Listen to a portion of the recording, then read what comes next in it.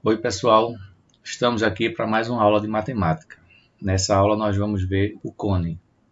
Vamos aprender a calcular áreas e volumes e também do tronco de cone.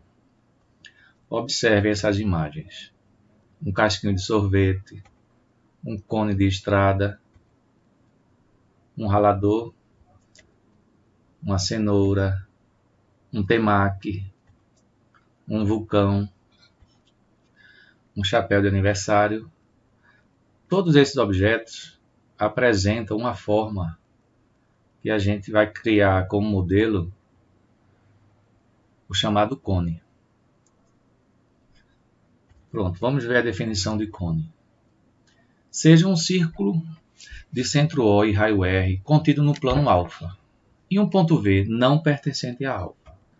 Então, um círculo no plano alfa e o ponto V fora de alfa. A reunião de todos os segmentos de reta com uma extremidade em V e outra no círculo é denominada cone circular. Pronto, temos a definição de cone. E agora os elementos. Temos como elementos a base, que é um círculo de raio R, o eixo, que é o segmento que liga o vértice ao centro da base, geratriz é qualquer segmento que liga o vértice à circunferência da base, e a altura, que é a distância do vértice ao plano que contém a base. V é o vértice. Cone circular reto. É todo cone circular cujo eixo é perpendicular ao plano da base. Então, indicando a altura por H, o raio da base de R e a geratriz por G, nessa seção identificamos um triângulo retângulo, onde podemos estabelecer o teorema de Pitágoras. H ao quadrado mais R ao quadrado é igual a G ao quadrado. Seções do cone. A seção transversal é a interseção do cone com um plano paralelo à sua base. Obtemos um círculo. E a seção meridiana é a interseção do cone com um plano que contém o seu eixo. Então, obtemos um triângulo. Cone equilátero. Todo cone circular reto, cujas seções meridianas são regiões limitadas por triângulos equiláteros, é chamado cone equilátero. Então, observe um cone reto, diâmetro da base 2R, geratriz G. A seção meridiana, que é um triângulo, sendo esse triângulo equilátero, podemos estabelecer que G igual a 2R. É o que caracteriza o cone equilátero. Calcular áreas. A área da base é bem simples, só é aplicar a expressão conhecida da área do círculo. πr ao quadrado. E a área lateral? O que podemos fazer é planificar a superfície lateral do cone. Vamos obter um setor circular, cujo raio é a geratriz do cone e cujo comprimento é exatamente o comprimento da circunferência da base do cone, ou seja, 2πr. Considerando uma regra de 3 simples, se tivermos um círculo de raio G, a área desse círculo seria πg ao quadrado, mas esse círculo seria para um comprimento 2πg. O que a gente quer calcular, vou chamar de AL, a área lateral, corresponde ao comprimento 2πr. Então, essa regra de 3 é simples e direta, basta tirar o valor de AL, vamos obter essa expressão, no numerador 2πr que multiplica πg ao quadrado dividido por 2πg. E agora, fazendo as simplificações possíveis, vamos obter, finalizando, área lateral πrg. Podemos escrever também a área total como sendo a soma da área da base mais a área lateral. Ou, ainda colocando πr em evidência, fica πr que multiplica g mais r. Seria a área total. Medida θ do ângulo central do setor circular equivalente à superfície lateral do cone. Então, o setor circular tem um ângulo θ. Como calcular o ângulo θ? A gente sabe que a medida do ângulo é dada pelo comprimento dividido pelo raio. Então vai ser 2πr sobre g radiano. Pode ser transformado em graus. Basta substituir 2π por 360. Vamos obter 360 que multiplica r sobre g aí em graus. Volume. Para calcular o volume, a gente compara o cone com uma pirâmide de mesma altura e que tem a mesma área da base. A gente conhece pelo princípio de Cavalieri que os sólidos vão ter o mesmo volume. Já conhecemos o volume da pirâmide, que é 1/3, né, o produto da área da base pela altura. Para o cone vamos ter a mesma coisa, 1/3 a área da base vezes a altura. Onde a área da base a gente pode escrever como sendo πr ao quadrado. Então vai ficar 1/3 πr ao quadrado h. O volume do cone. Pronto. Razão entre a área de uma seção transversal e a área da base de um cone circular. Então, considere a seção transversal, que é um círculo. Na seção meridiana, identificamos esses dois triângulos retângulos, onde podemos estabelecer razão de semelhança, identificando aí os raios, maior e menor, e as alturas dos dois cones. H maiúsculo, a altura do cone maior, e H minúsculo, a altura do cone menor. Estabelecendo essa razão de semelhança. H maior sobre H menor é igual a R maior sobre R menor. Em que, se a gente elevar ao quadrado os dois membros, e no segundo membro agora multiplicar por um número π sobre π, que isso vale 1, não altera a igualdade. Então, no segundo membro, a gente tem um produto que é estabelecido por área. πr ao quadrado é área, ou seja, a razão entre o quadrado das alturas do cone maior e cone menor é igual à razão entre as áreas, da área da base maior e a área da base menor. Ainda a gente pode pegar essa última igualdade e multiplicar os dois membros por o mesmo número, que seria a razão H maior sobre H menor. No primeiro membro, vamos obter o cubo dessa razão. E no segundo membro, o produto área da base pela altura é volume. Ou seja, a razão entre o cubo das alturas é igual à razão entre o volume dos cones, cone maior e cone menor. É uma razão muito importante que simplifica quando a gente for fazer cálculos de tronco de cone, que é o assunto que se segue. Tronco de cone. Tronco de cone circular de bases paralelas. Então veja, considere um cone circular de vértice V e base C. Uma seção transversal C' desse cone separa-o em dois sólidos. Um cone de vértice V e base C' e um tronco de cone de bases paralelas C e C'. Observe o desenho. Os círculos C e C' e o vértice V. Dividiu o cone em duas partes. Um outro cone menor e na parte inferior o tronco de cone, que tem duas bases circulares, uma maior e outra menor. Os elementos. Você tem aí os raios das bases, raio maior, raio menor, a altura do tronco e a geratriz também do tronco.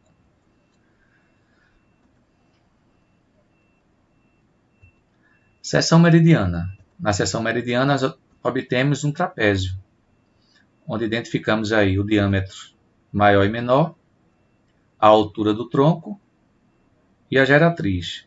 E projetando o diâmetro menor no diâmetro maior, vamos obter dois triângulos retângulos, cujos catetos são H e a diferença raio menor por raio menor.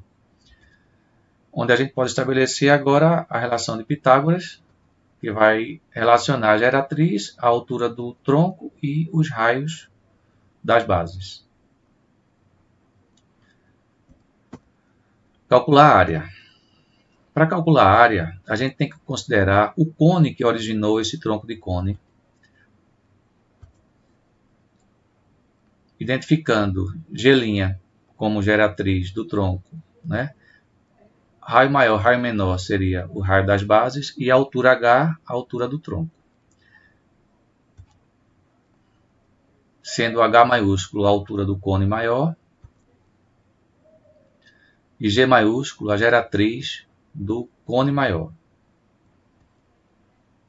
Calcular a área das bases do tronco é bem simples, só é estabelecer o cálculo da área de um círculo, πr². E agora vamos ver a área lateral. Então vamos planificar esse cone maior, destacando a parte que a gente quer calcular, que seria a área lateral do tronco de cone.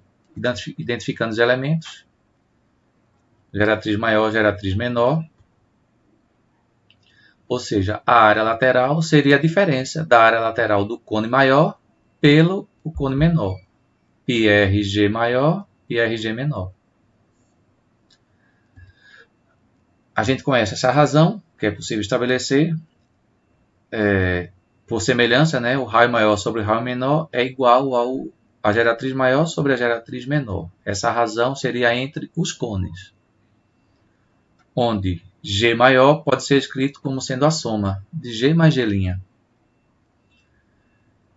E agora, fazendo a manipulação algébrica, podemos tirar o valor de G nessa igualdade, obtendo G igual a R, que multiplica G' sobre a diferença raio maior menos raio menor. E agora a expressão área lateral a gente pode escrever substituindo no valor de G maior pela soma G mais G'. Vamos fazer a multiplicação, o raio por G e por G', e em seguida colocar G em evidência. Obtemos essa expressão. Fazendo agora outra substituição de G pela expressão obtida anteriormente. Vamos obter isso aí. Π que multiplica RG' sobre a diferença raio maior menos raio menor. Que também essa diferença está multiplicando, onde a gente pode simplificar, sabendo que é um valor diferente de zero. Então a expressão da área lateral vai ficar π que multiplica R maior G' mais R menor G'. E finalizando, a gente coloca G' em evidência e tem uma expressão da área lateral do tronco de cone, π que multiplica a soma dos raios, que multiplica a geratriz. Todos os elementos apenas do tronco de cone.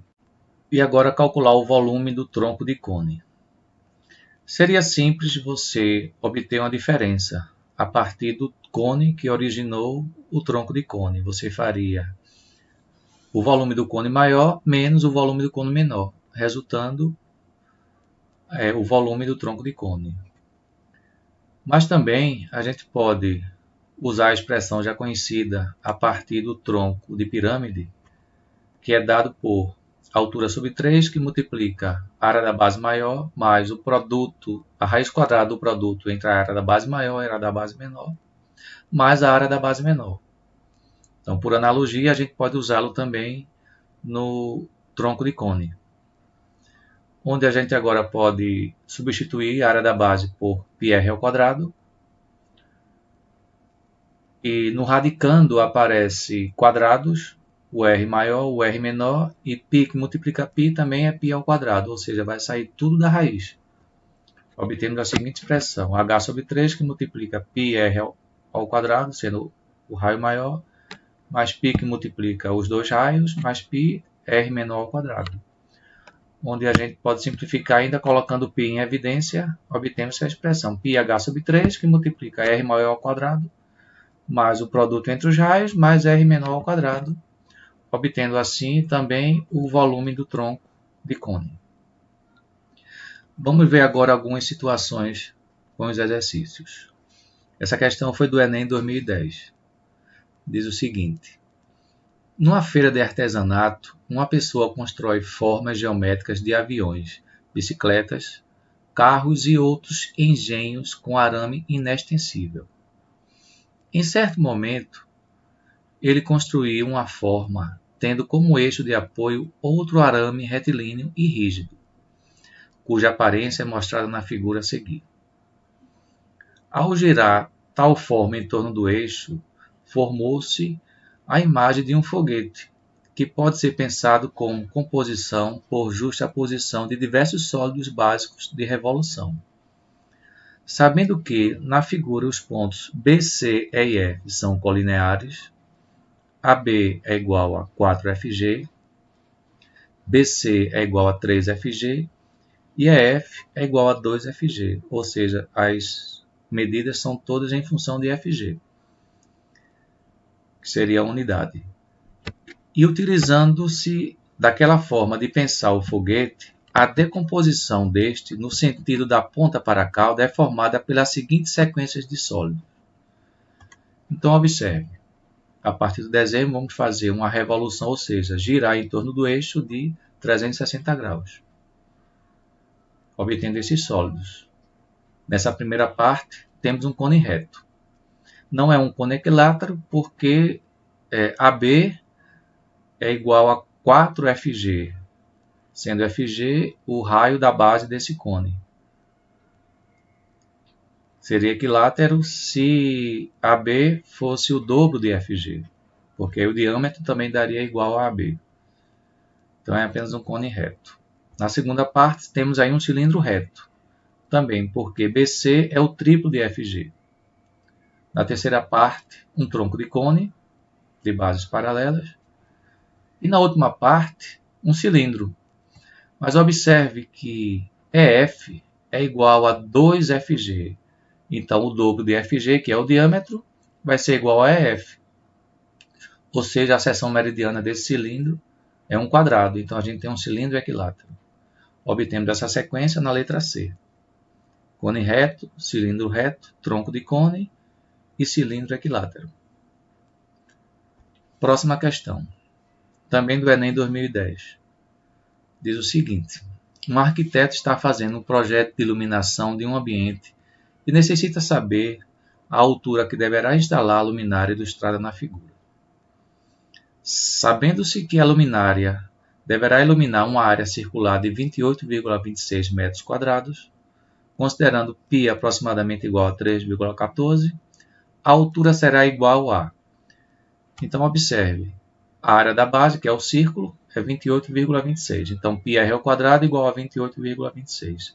Substitui π por 3,14 e divide o segundo membro por 3,14.